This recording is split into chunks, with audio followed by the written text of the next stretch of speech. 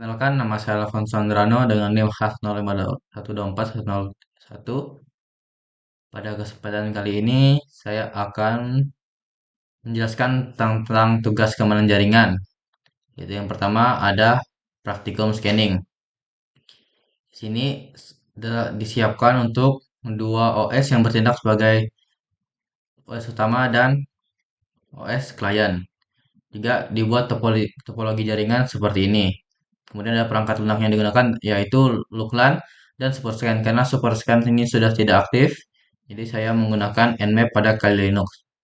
Yang pertama, untuk menyiapkan guest OS ini yang bertindak sebagai server, maka yang perlu dilakukan yaitu untuk menyiapkan pada virtual machine dan pada setting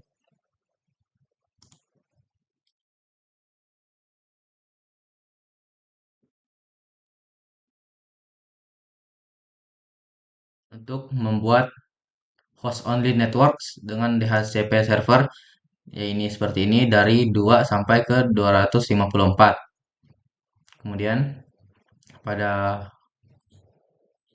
Kali Linuxnya juga dibuat untuk adapternya itu host only adapter. Kemudian pada Linuxnya dibuka, kita akan konfigurasi pingnya itu.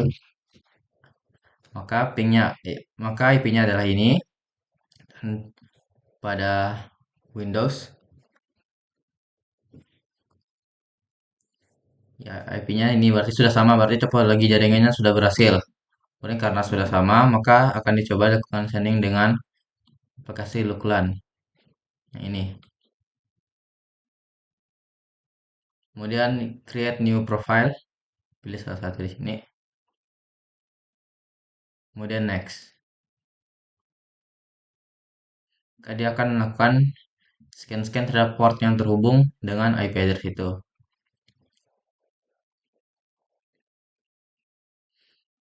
Dan juga untuk memastikan agar yang pada Kali Linux terscan, maka perlu dimatikan Windows Defender Firewall-nya yang bagian ini.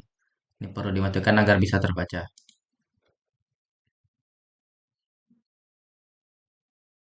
Sini hasil scanningnya sudah terlihat bahwa yang tadi ini untuk yang Windows, yang kemudian yang Kali Linux-nya pada yang 192.168.174. Maka topologi jaringannya tadi sudah berhasil dan di sini terlihat bahwa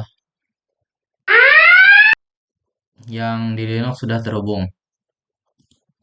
Saya dari hostnya, cuman dia OS-nya bertindak sebagai Windows karena dia tidak membaca bahwa itu Linux karena dia ada pada virtual machine. Dan untuk tab yang kedua yaitu lakukan scanning dengan Nmap-nya, bisa dengan sudo nmap. Kemudian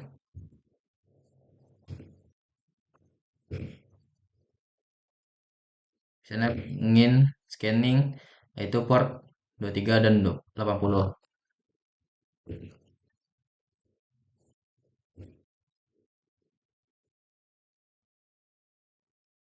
Untuk yang IP yang di scanning yaitu IP pada Kali Linux-nya sendiri.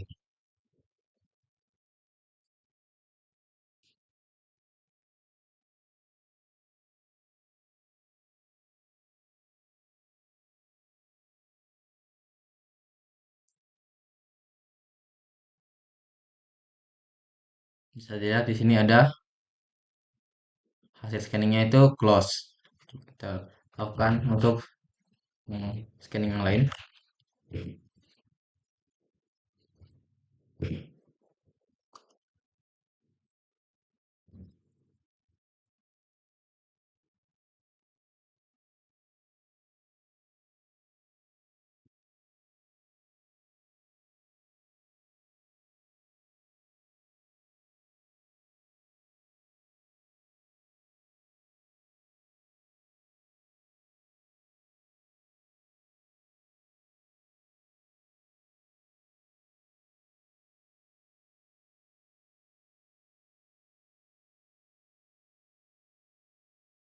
Oke, dari hasil scanning ini terlihat bahwa 1000 port yang di-scan, ada beberapa yang banyak yang diabaikan hasil scanningnya.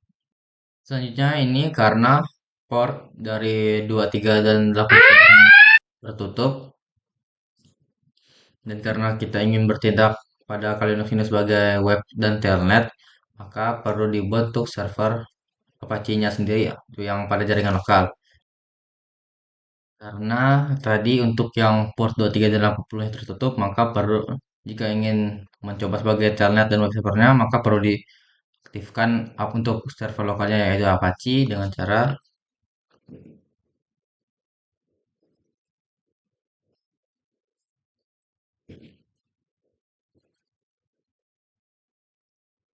oke, kemudian untuk mengeceknya itu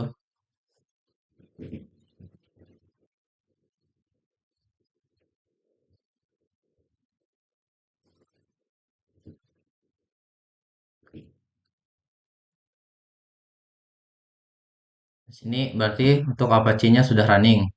Kemudian untuk melihat apakah port yang diinginkan yaitu 80 dan 23 terbuka, yaitu dengan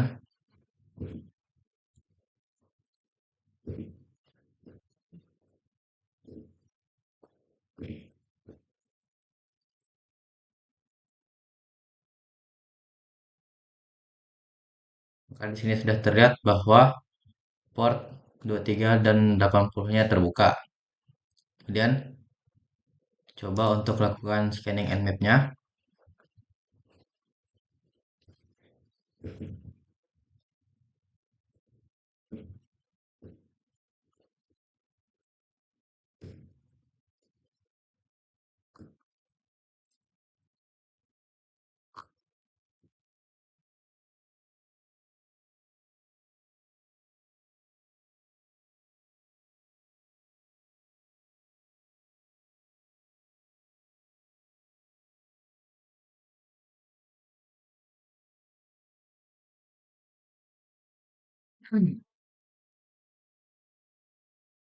Maka di sini sudah terlihat bahwa untuk yang pada port 23 dan 80-nya sudah terbuka.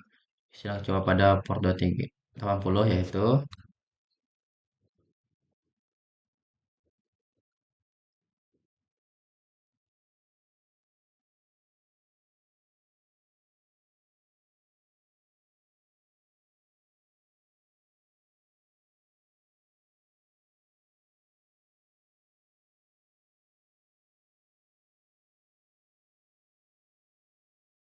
maka dia langsung mengarah ke Apache server Apache-nya. Kemudian kita coba mengulangi scanning dengan locate LAN. Maka bisa seperti ini. Apakah melihat apa yang ada perubahan karena telah dibuka dari port 23 dan 80-nya?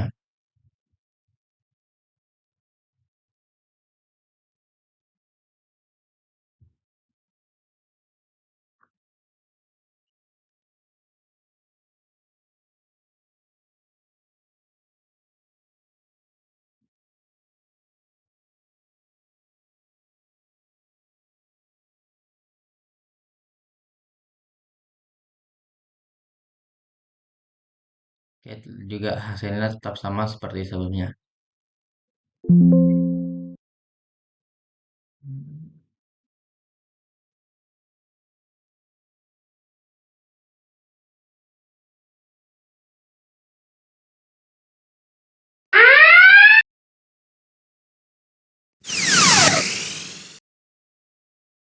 Nah, di sini terlihat ada port yang terbuka itu pada port 80 yang servisnya itu HTTP. Tunggu sampai 100%. Dan juga port yang terbuka itu pada port 23 yang dengan servisnya Telnet.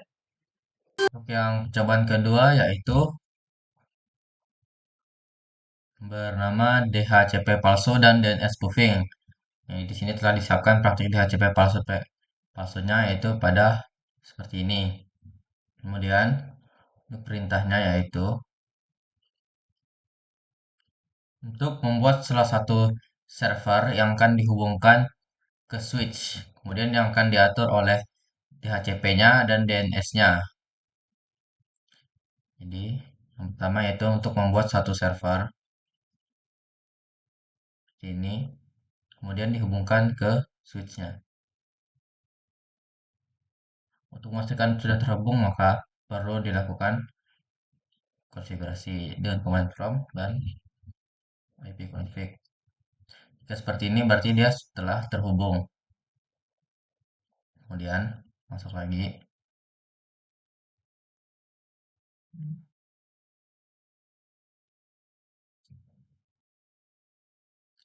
Lalu pilih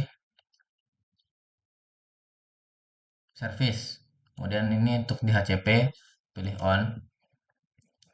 Untuk default gateway-nya yaitu 192.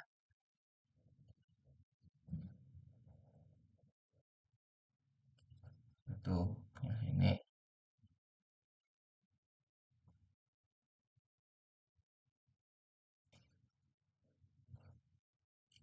dan start IP address ya.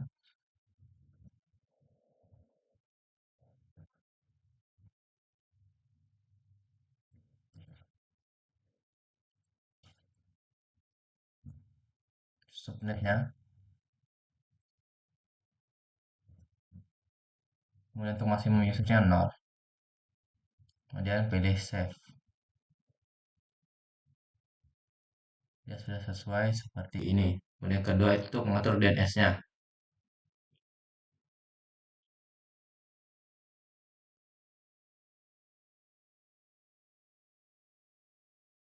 Misalnya namanya coba.com,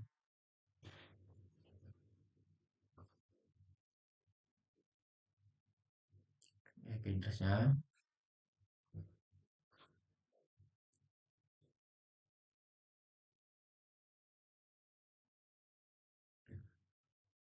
Kemudian save.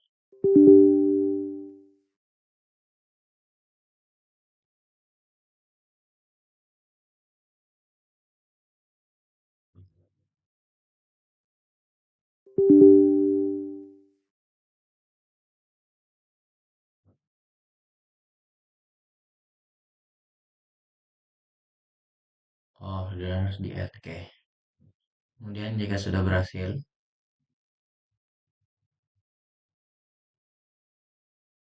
maka untuk menganalisisnya kita coba pada salah satu PC-nya seperti ini. Untuk mengakses di HCP palsu dan lainnya tadi, itu buka pada bagian web browser.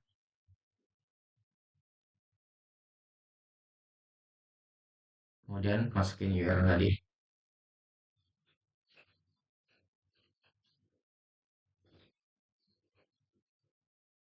Dia sudah berada pada selamat datang di pt-coba.com. Kemudian berarti DHCP-nya telah berhasil. Untuk DNS-nya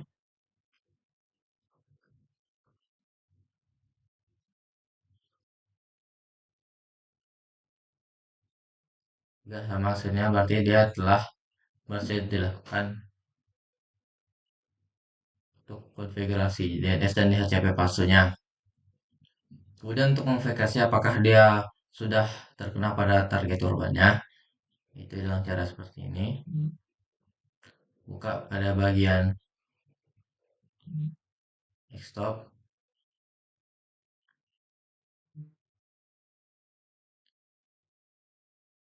kemudian pilih IP configuration. Jika sudah sama seperti ini, maka bisa untuk bagian command prompt kali ini dengan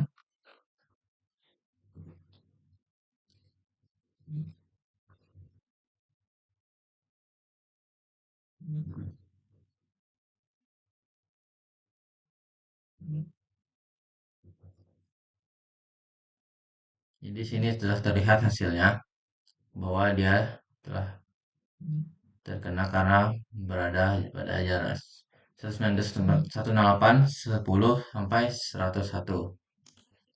Seperti yang di sini yaitu misalnya jaraknya dari 50 sampai 99 dan di atasnya pada 102 karena dia ada sedikit perbedaan untuk yang IP configuration-nya sendiri.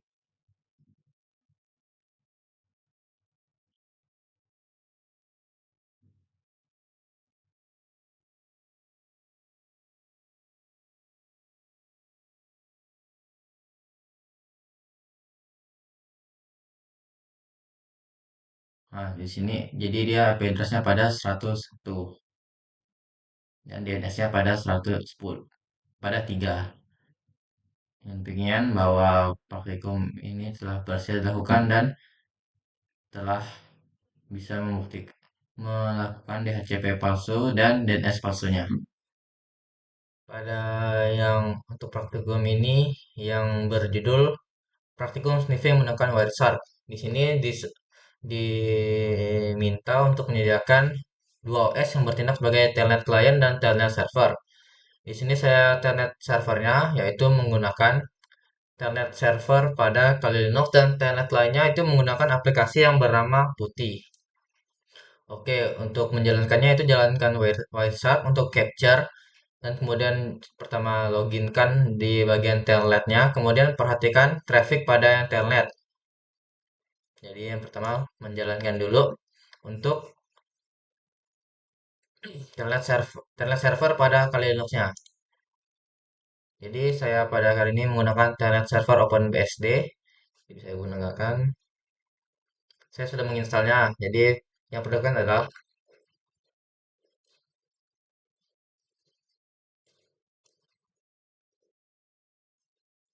di sini untuk melihat bahwa bagian telnet stream TCP no wait root ini yang sebelumnya ada tanda pagar untuk dihapus tanda pagarnya agar bisa membuat telnet servernya. Karena jika ada tanda pagar dia masih berupa komentar. Kemudian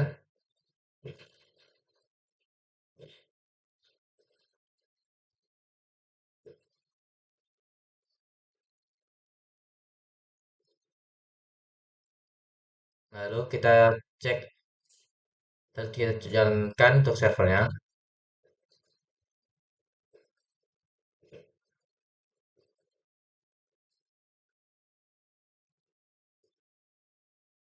Jika sudah seperti ini, bisa dicoba untuk melihat status dari telnet servernya apakah sudah berjalan.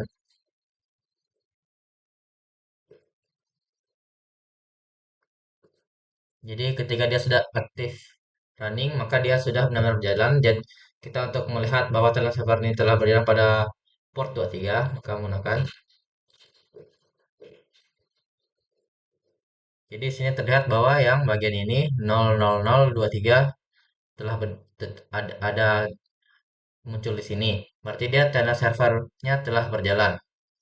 Kemudian agar kita bisa melakukan ping, melakukan telnet untuk di kali Linux ini, maka perlu lihat tuh IP address-nya. Jadi di sini telah muncul untuk IP address pada Ethernet 0-nya yaitu 192.168.174. Jadi agar kita bisa melakukan telnet itu menggunakan putih.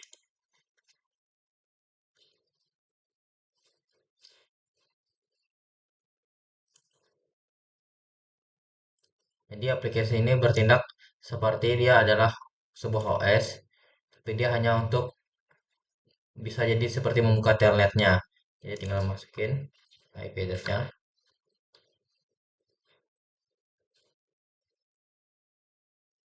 portnya 23, kemudian pilih header, kemudian coba open. Di sini muncul untuk loginnya. Tunggu di sini ya salah. Oke, maka di sini sudah masuk kalinya. Jika karena kita untuk melihat traffic pada Wireshark, coba keluar dari sini, kemudian buka aplikasi Wireshark-nya dengan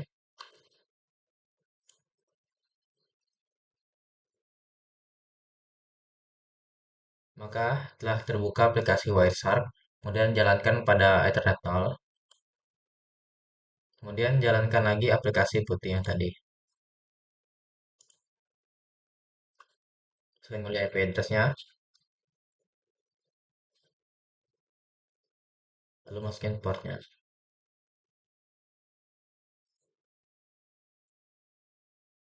Sini dia akan melakukan scanning, kemudian masukin sandi user dan sandinya.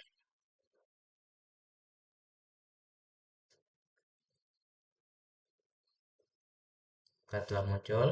Jadi kalau bisa lihat sini ada berapa pesan telnet. Kemudian di pause. Misalnya kita bagian ini di bagian follow. maka di sini terlihat bahwa muncul user dan passwordnya. Jadi sini coba percobaan pertama ada yang gagal, kemudian percobaan kedua yang berhasil. Jadi dia yang berwarna merah. Jadi kali dan passwordnya ini kali. Kemudian ada praktikum yang bernama ARP Poison. Di sini dia sifatnya sama seperti mirip dengan Wireshark, tapi menggunakan contoh aplikasinya itu ya Kain dan Abel. Yang pertama siapkan 3 GUI tapi di sini saya menggunakan dua, yaitu untuk kali Linux dan pada sniffernya menggunakan Windows itu sendiri. Nah, langsung mulai di sini buka Kain dan Abelnya. Siapkan konfigurasi dan configure. Kemudian pilih adapter yang akan digunakan. Di sini saya menggunakan adapter. Saya lakukan ping.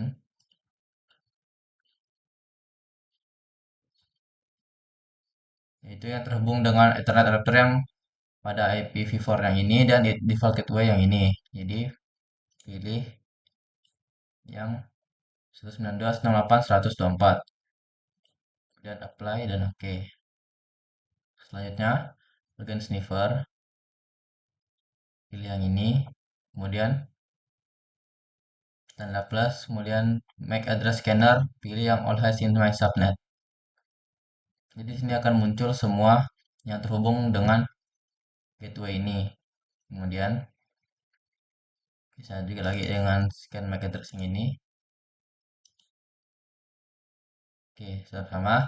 Kemudian pilih pada bagian APR. Selanjutnya pilih plus. Kemudian untuk yang di sebelah kiri ini adalah IP server dan IP dari sniffer yang dan sebelah yang kan adalah IP target. Jadi IP-nya di sini, kemudian IP targetnya menggunakan dengan kali Linux dan ping itu pada 192.168.174. Pilih yang ini untuk bagian kirinya.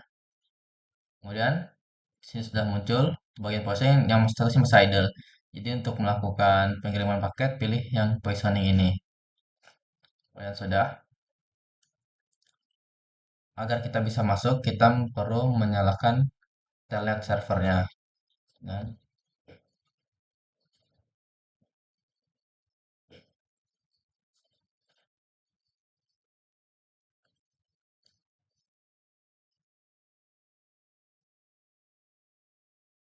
bisa cek statusnya.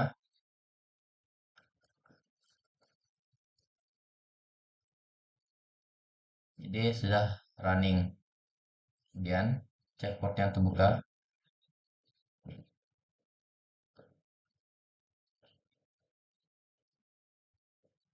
Di sini sudah lihat port 23 terbuka. Dan di bagian ini bisa mengecek dengan -a untuk apakah MAC address dan dari target dan sniffingnya sudah sama.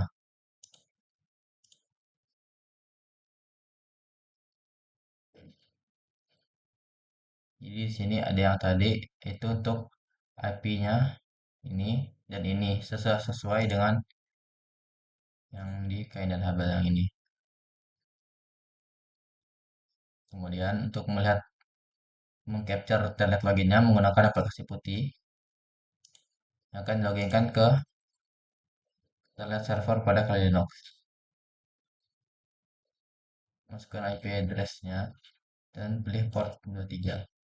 Kemudian pilih other, save dan open. Tunggu sampai muncul untuk loginnya.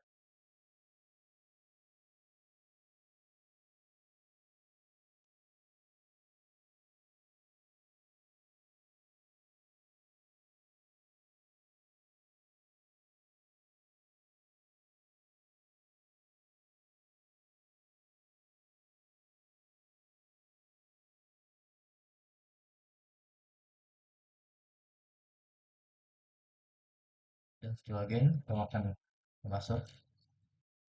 Di sini sudah berhasil login ke telnetnya. Pada bagian scan label di sini sudah bagian password. Dan pilih telnet. Ada recording seperti ini. Kemudian pilih bagian recording dan view. Ini akan membuka sebuah file txt. Dan di sini terlihat untuk informasinya itu untuk login, username dan password. Tapi di sini dia tidak memunculkan password mungkin karena tidak bisa dari aplikasinya tidak berhasil mengcapture password yang dimasukkan untuk login ke telnet ke Linux tersebut. Jadi sekian untuk praktikum yang ini. Mungkin ada step yang terlewat atau ada sedikit update hingga tidak bisa lagi untuk mengcapture password yang dimasukkan terhadap file Linux-nya. Pada praktikum kali ini yang berjudul praktikum cracking password dibagi menjadi dua, yaitu cracking password yang pertama untuk konfigurasi password yang berada pada router Cisco berikut ini. Di sini ada terlihat beberapa password atas username seperti ini. Kemudian diminta untuk testing password untuk crack passwordnya menggunakan untuk link yang pertama dan kemudian untuk link yang kedua. Tabel passwordnya seperti ini. Saya buat dalam ini untuk tabel password yang pertama dan tabel password yang kedua. Langsung masuk ke prakteknya. Untuk link yang pertama, misalnya seperti ini. Ini yang pertama.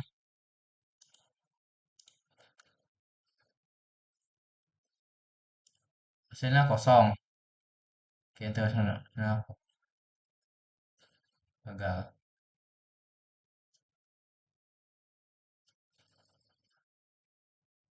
Terangannya gagal. Kemudian untuk yang kedua, ini hasil plain text-nya ABCD. Keterangan berhasil. Kemudian untuk yang ketiga,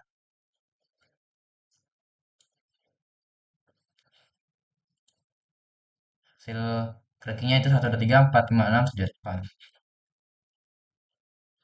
Keterangannya berhasil. Kemudian untuk yang keempat,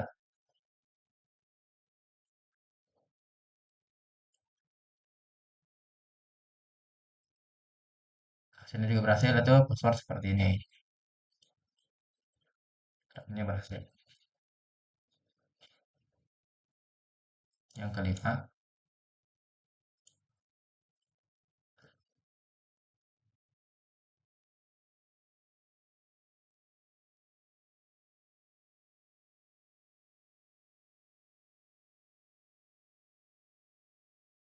ini gagal. Yang keenam,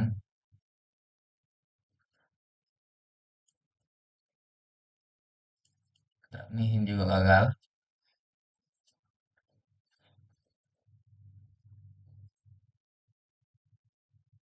Yang ketujuh,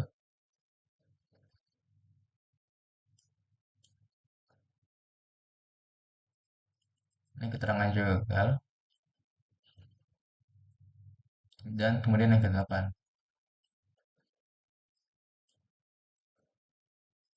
dan ini juga gagal.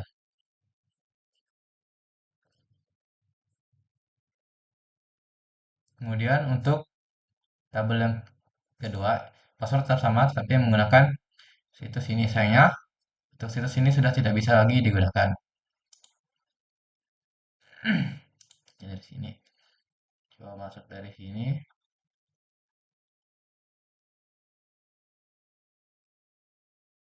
Oke, berarti situs ini sudah tidak bisa. Dan jadi untuk hasil cracking password dari 8 ini, yang berhasil ada 3, yang gagal ada 8. Untuk passwordnya tipe seperti ini tidak bisa di-crack semua, mungkin karena algoritma dari hashing yang digunakan tidak bisa untuk memecahkan untuk crackingnya. Dan juga mungkin karena belum ada password yang telah berhasil dibobol dengan hashing yang sama seperti ini. Untuk yang praktikum cracking password yang kedua itu menggunakan aplikasi LCP berikut ini. Aplikasi ini berguna misalnya untuk melakukan brute forcing dan menggunakan dictionary tag.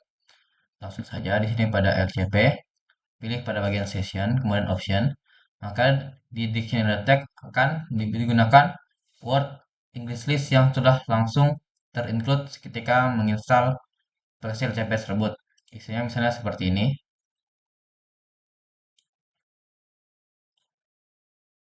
Jadi di sini ada beberapa password yang telah dimasukkan dalam file txt ini.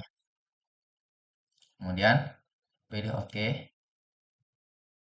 Lalu pada bagian session juga pilih yang bagian brute force attack untuk mengatur standar setnya.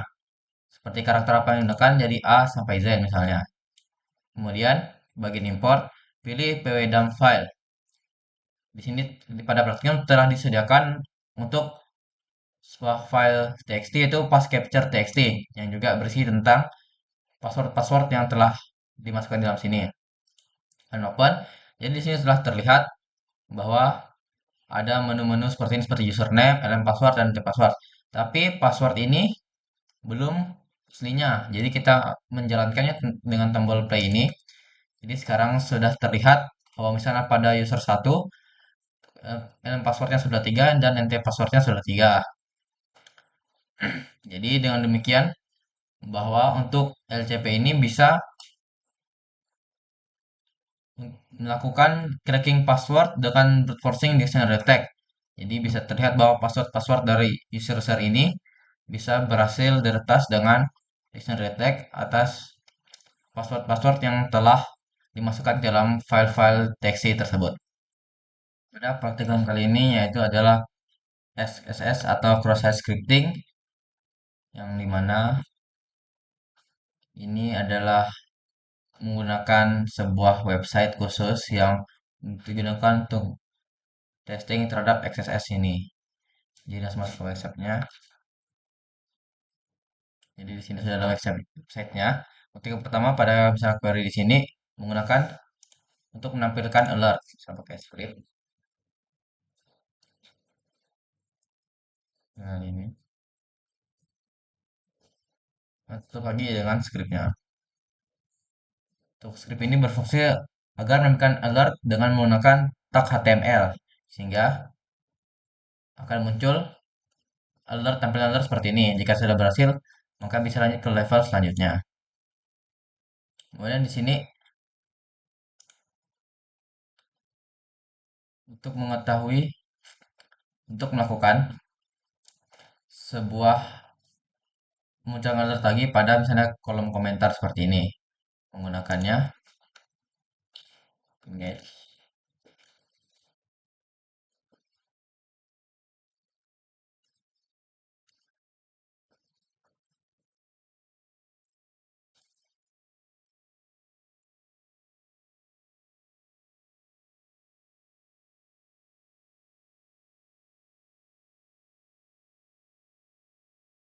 Jadi seperti ini. Di 100 maka akan muncul alertnya down seperti ini. Kemudian lanjut stage berikutnya ke level 3. Jadi di sini untuk memanipulasi URL karena dia tidak bisa lagi menggunakan alert untuk tampilan yang seperti ini. Maka di sini ditambahkan misalnya on error alert down. Jadi tetap sama untuk yang dimunculkan.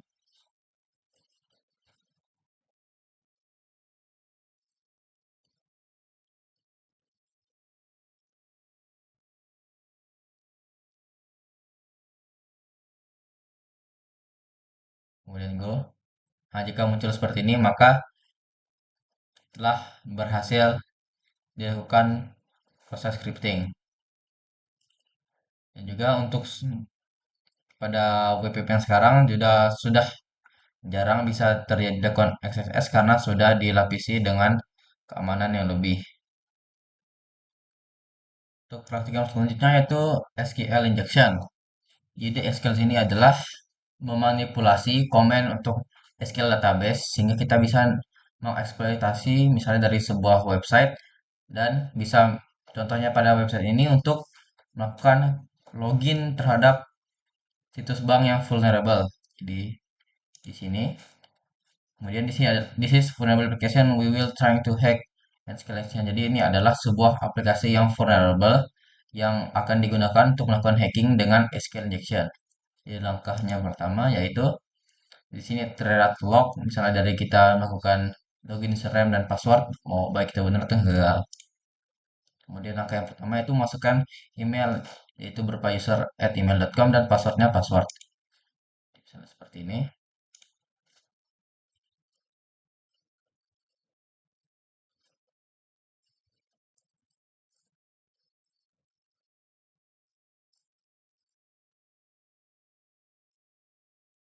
Login. Di sini terlihat muncul di bawahnya ada error, yaitu select all from user where email user@email.com and password. Jadi di sini credential.match login failed, berarti di sini bahwa keterangannya untuk bagian username dan passwordnya salah. Jadi untuk bagian yang lognya ini terlihat jika akan melakukan login terlihat bahwa select all from menyatakan bahwa untuk bagian username dan password ini harus benar agar bisa login. Kemudian selanjutnya itu passwordnya ditambahkan tanda petik.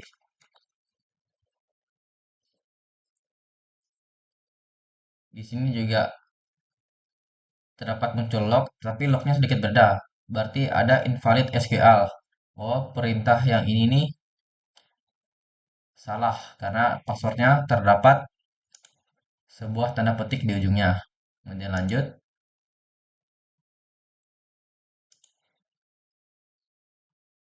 Di sini terlihat bahwa memang sintaksnya error karena ditambah tanda petik tadi. Jadi di sini misalnya dilakukan bentuk dalam inspect-nya, yaitu ada database-nya seperti ini. Passwordnya and password seperti ini. Jadi password yang ini harus bersifat benar agar dia bisa login. Masukkan kembali password yang ini. Jadi dia melihat kondisinya password seperti ini dan juga invalid, masih invalid SQL. Dan pada bagian end passwordnya muncul seperti ini.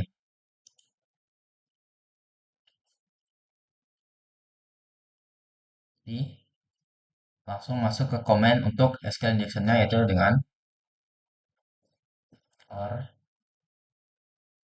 terus satu kemudian login. Di sini berarti sudah berhasil.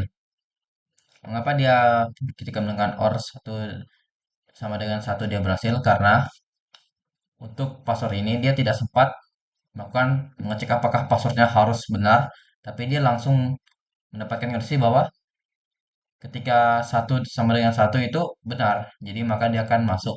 Dan juga tambahkan strip ini sebagai komentar, jadi yang lainnya diabaikan.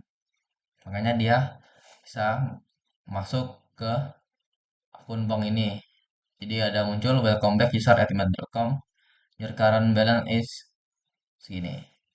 Kemudian untuk praktik yang terakhir yaitu ada vulnerability assessment, yakni melihat kerentanan misalnya pada suatu target seperti website. Menggunakan sebuah aplikasi yang bernama Acunetics. Ini terhadap aplikasinya yang dijalankan melalui localhost. Terdapat fitur pada dashboard, target, vulnerability, scan, report, dan setting. Kita melakukan scan, misalnya ada scan, kemudian create new target. Misalnya addressnya itu saya menggunakan testphpfullweb.com, yaitu sama website seperti yang sama dengan Acunetics ini. Jadi mereka adalah website yang memang khusus untuk melakukan seperti pengetesan terhadap kerentanan, hacking, dan lain-lain. Copy untuk linknya. Di sini misalnya deskripsinya,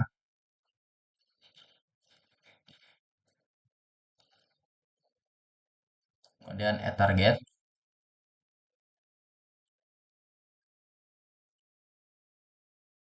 bisa dipilih untuk bisnis criticality-nya, misalnya pilih yang kritikal, kemudian save dan lakukan scan, create scan. Jadi website ini akan melakukan scanning terhadap link yang diberikan tadi. Jadi mereka sudah mulai melakukan scanning dan juga tidak semua website bisa di scan karena untuk bagian responsif harus yes. Jika tidak, maka tidak bisa lakukan sending. Saya scan durasinya yaitu untuk 1 menit.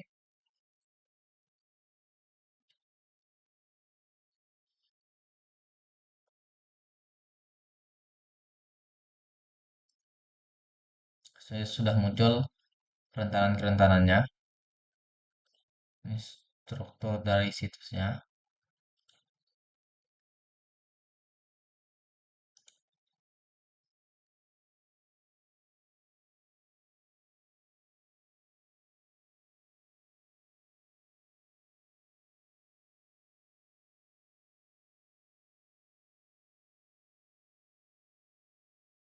Pada waktu segini dia sudah mengirimkan request banyak 920 request. Misalnya di stop, kemudian lihat reportsnya, scan reportnya yaitu yang ini tadi. Lihat bahwa kerentanannya. Di sini ada PHP Allow URL Open Enabled. Jadi bahwa ya bagian acu sensor ini dia terbuka bagian PHP-nya. Kemudian HTML without CRF protection, seperti click jacking, password type input with auto complete enable, jadi bisa dilakukan cross site scripting.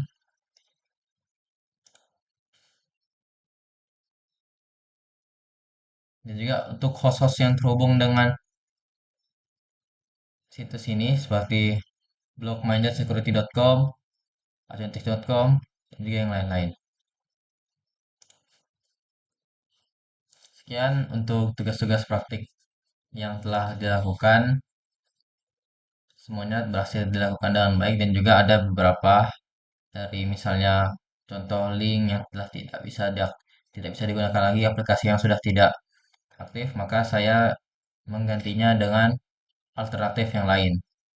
Semoga dengan adanya dilaksanakan praktikum terhadap tugas dua keamanan jaringan ini bisa melatih untuk mengetahui cara mengamankan dan juga cara menyerang agar bisa suatu sistem itu aman. Sekian dari saya, mohon maaf jika ada kesalahan kata. Sekian dan terima kasih.